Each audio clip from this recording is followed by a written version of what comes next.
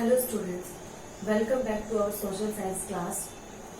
Today we are going to start our civics textbook and our textbook name is Democratic Politics. This is our textbook of civics. As you know that in civics part we will study about the government, policy and constitution.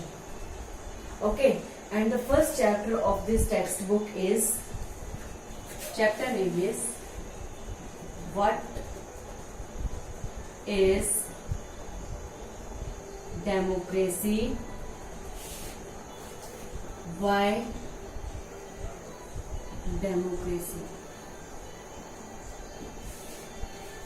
In this chapter main focus is on the democracy. If any country focus on democracy government, then what is the reason behind that we are trying to be in a democratic government? What are the main reason? What are the features of democratic government?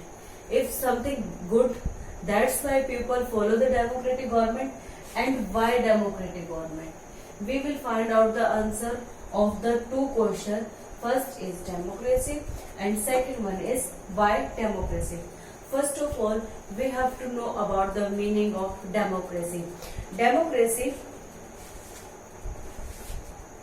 जो word है, it is derived from Greek language demo. There will be two words, demo or kratia.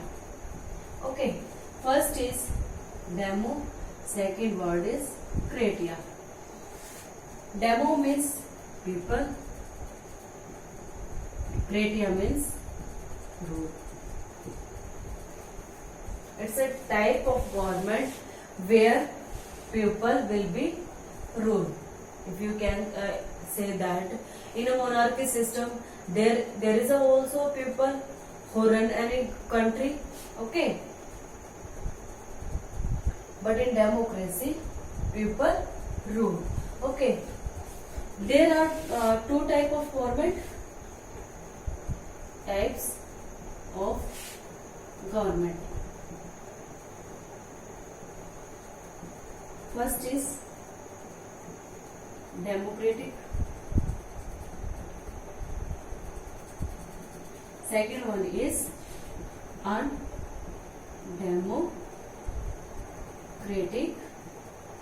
government. Okay, democratic government we will read in this thoroughly, that what is the democratic government and in this book, and how we elected a representative in any country, especially in India, because we are the citizen of India. First of all we will read about the India. Okay, in democratic government. Undemocratic government is a type of government which is not run by the citizen of a particular country. Okay, there will be rule of the king, queen or single person who will run the whole country according to their norms, rules and regulation. Okay, in starting of this chapter,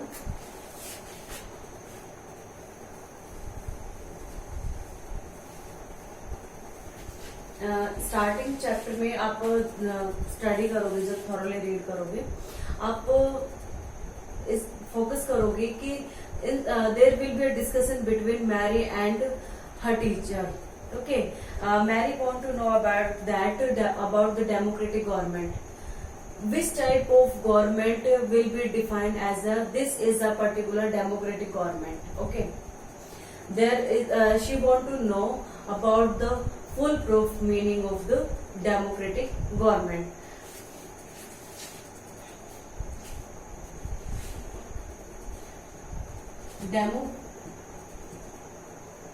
Democratic government is a form of government which run by the representative of people. Same what I defined in the previous line, that a form of government है, ठीक है, जिसको कौन run करता है? Representative. जो citizen होते हैं कंट्री के, वो क्या करते हैं? अपने लीडर को चूज करते हैं एरिया वाइज, और वो जो रिप्रेजेंटेटिव होते क्या होते हैं? वो उनकी डिमांड को, अगर वो वैलिड है डिमांड, तो उनको फुलफिल कराने में हेल्प करते हैं. जो अपर लेवल के डिसीजन मेकर्स हैं, वहां तक उनकी बात पहुंचाई जाती है, बिल पास होते हैं, तब वो किस में लेके आते हैं? उनको रूल्स एंड रेगुलेशन में.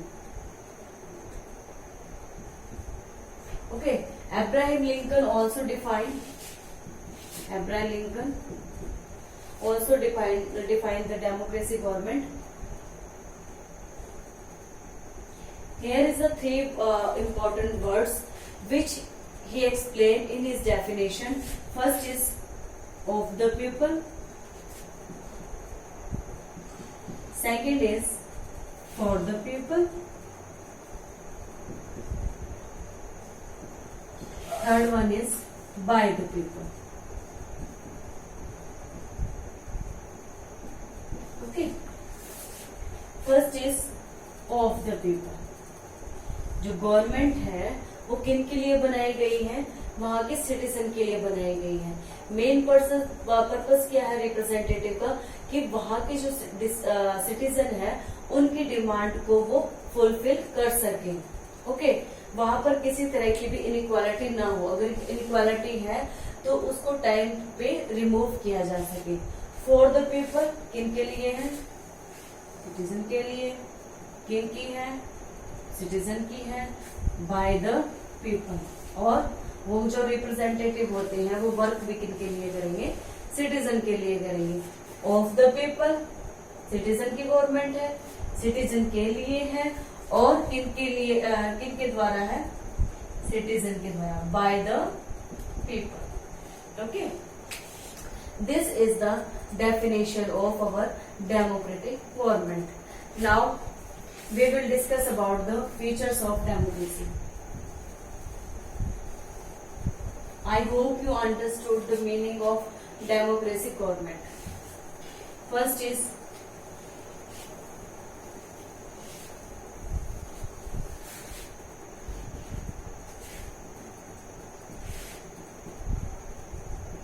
features of democracy.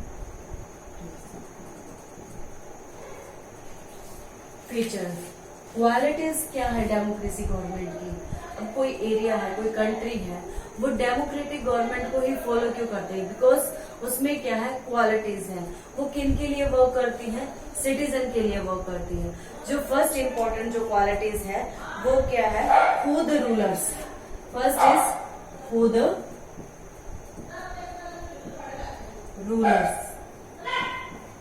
जो रूलर्स है वो कौन होंगे? रूलर्स कौन होंगे? रिप्रेजेंटेटिव. रिप्रेजेंटेटिव होंगे.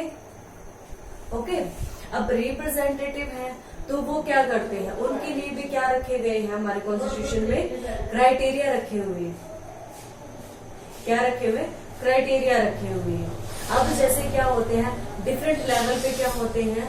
इलेक्शंस होते हैं. जैसे आप किसी टाउन में रहते हैं, village, first of all we take example of village. Village level पे क्या होते हैं? इलेक्शन होते हैं. ठीक है, अब वहां पे क्या होते हैं? पंच और सरपंच को चूज किया जाता है, इलेक्ट किया जाता है. कि आप अगर वो क्राइटेरिया फुलफिल करते हो तभी आप क्या कर सकते हो? पंच के लिए इलेक्शन को, पंच की जो पोजीशन है, सीट है, उसके लिए आप फाइट कर सकते हो. ठीक है, अब टाउन में एमसी होते हैं, चेयरपर्सन होते हैं, उनके लिए भी क्या होते हैं? डिफरेंट क्राइटेरियाज होते हैं. आपको इतना एजुकेटेड होना चाहिए, आपके पास क्वालिफिकेशन कहाँ तक होनी चाहिए, आपका बैंकक्रप्ट नहीं होने चाहिए, एज लिमिट होनी चाहिए. क्या आप वो सब क्राइटेरिया फील करते हो? अगर आप फुलफिल करते हो तभी आप क्या कर सकते हो? एक नॉमिनी के रूप में फाइट कर सकते हो to be the representative of any area. Second important point is election. Second important point is election.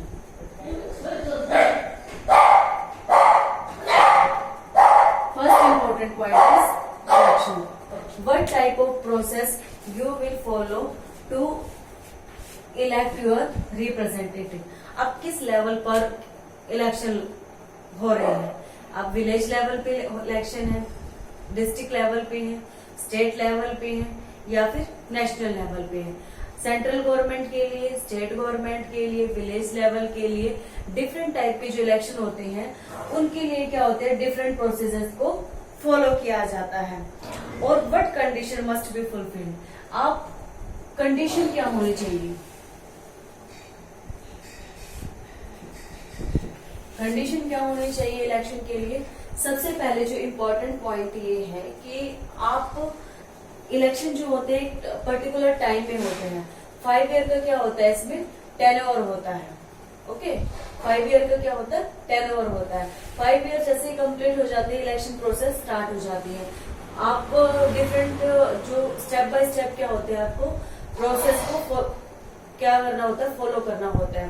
First क्या होता है, आपको फॉर्म फिल करना होता है. आपको ये प्रूफ करना होता है कि आप ये जो सभी क्राइटेरिया है पर्टिकुलर पोस्ट के लिए वो आप फुलफिल कर रहे हो. सेकंड, इलेक्शन प्रोसेस होती है. ठीक है. थर्ड क्या होते हैं, काउंटिंग होती है वोटर्स की. ठीक है. वोटर्स फिर उनके अकॉर्डिंग जो मैक्सिमम वोट गेन करते हैं उन्हीं को क्या बनाया जाता है, रिप्रेजेंटेटिव बनाया जाता है. This is a type of election. Third is who will elect.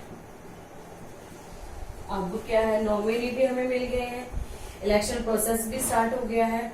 अब कौन है, who will be the elect their representative. In India, as you know that we follow universal adult franchise. Okay, इसमें क्या है, right to vote, and who will be the right to vote, who will give the vote, who has age 18 or 18 plus, maybe mail और female. ठीक है. अगर कोई भी mail या फीमेल इस क्राइटेरिया को फिल करता है, उसकी एज 18 है, 18 से प्लस है, तो वो क्या कर सकता है, अपने रिप्रेजेंटेटिव को चूज कर सकते हैं. These are the important features of democracy. First is who the ruler, who will be the representative, who fill the criteria according to the our constitution. Election process भी हमारे कॉन्स्टिट्यूशन में जो process दी गई है कि आप किस लेवल का इलेक्शन के फाइट कर रहे हो. एंड हु विल इलेक्ट कौन करेंगे, हमारे वोटर्स इलेक्ट करेंगे जिनका क्या है 18 और 18 प्लस क्राइटेरिया रखा हुआ है. ओके. नेक्स्ट,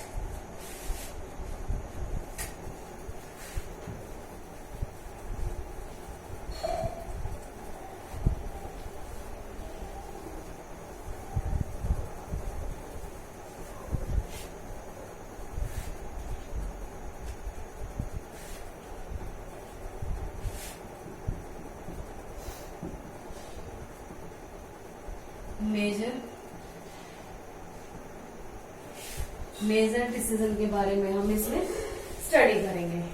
अब इसमें हम स्टडी करेंगे कि 1999 में जो हमारा पाकिस्तान है, जो नेबरिंग कंट्री है, उसमें क्या थे, एक मिलिट्री जनरल थे जिनका नाम था परवेज. वो क्या करते हैं, मिलिट्री कोप करते हैं. ठीक है. मिलिट्री कोप करते हैं. मिलिट्री कोप क्या होता है, जिसमें क्या होता है, जो भी गवर्नमेंट होती है उसकी पावर को टर्न ओवर कर दिया जाता है. सारी पावर किनके हाथ में आ गई थी, परवेज मुशर्रफ के हैंड में आ गई थी 1999 में. और उन्होंने अपने आप को वहां का क्या डिक्लेयर कर दिया था, chief executive. He declare himself as a chief executive. Chief executive का मीन्स क्या है यहाँ पर कि जो भी डिसीजन होंगे पाकिस्तान के, चाहे वो असेंबली से रिलेटेड है, रूल्स एंड रेगुलेशन में चेंजेस, अब कोई भी अमेंडमेंट करना है, वो उसकी पावर किन के हाथ में है? परवेज मुशर्रफ के हैंड में है। ठीक है, ये कब हुआ था? ये एक्टिविटीज 1999 में हुई थी। ठीक है, और 2002 में जो परवेज मुशर्रफ थे उन्होंने क्या बनाया था? Legal framework. लीगल फ्रेमवर्क के अकॉर्डिंग जो पाकिस्तान के रूल्स एंड रेगुलेशन है उसमें जो परवेज मुशर्रफ है उसने क्या किया था? अपने अकॉर्डिंग उसमें चेंजेस किए थे। ठीक है, this is the important activities which is done in Pakistan. जो परवेज मुशर्रफ थे वो क्या थे? एक मिलिट्री जनरल थे और 1999 में उन्होंने क्या किया था?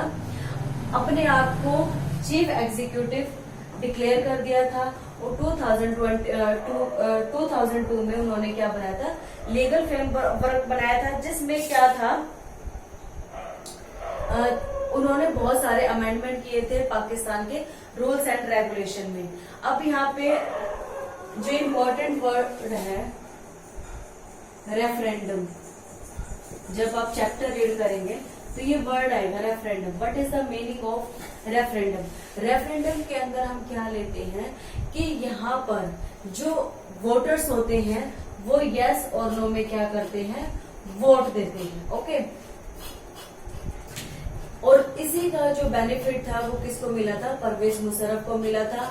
वो क्या था? उसमें क्या अननेसेसरी जो वोटिंग थी, जो करप्शन था, उसकी वजह से, क्योंकि रूल्स एंड रेगुलेशन तो उन्होंने अपने अकॉर्डिंग चेंज कर दिए थे, बस ये एक फॉर्मेलिटी थी जिसकी वजह से वो क्या बन गए थे? एक पावर में प्रेसिडेंट बन चुके थे। ठीक है, आज की जो हमने क्लास थी, टुडे जो क्लास है, उसमें हमने स्टडी किया है how from where democratic word evolve. Next we discuss in this chapter definition of democracy. Third, we discuss about the important major features over the rulers. Second is election process. Third is who will be the voter, who will elect their representative. Third, we discuss about the major decision of election. इसमें हमने जो example लिया है वो पाकिस्तान का लिया हुआ है, जिसमें क्या था? एकदम सडनली क्या हो गई थी? पूरी जो भी कंट्री थी उसका कंट्रोल किसके हाथ में आ गया था? एक मिलिट्री मैन के अंडर आ गया था, जिन्होंने वहां पर बहुत ज्यादा चेंजेस किए थे। नेक्स्ट क्लासेस में हम जो अदर फीचर्स एंड डेमोक्रेसी की वो स्टडी करेंगे। Thank you and have a nice day.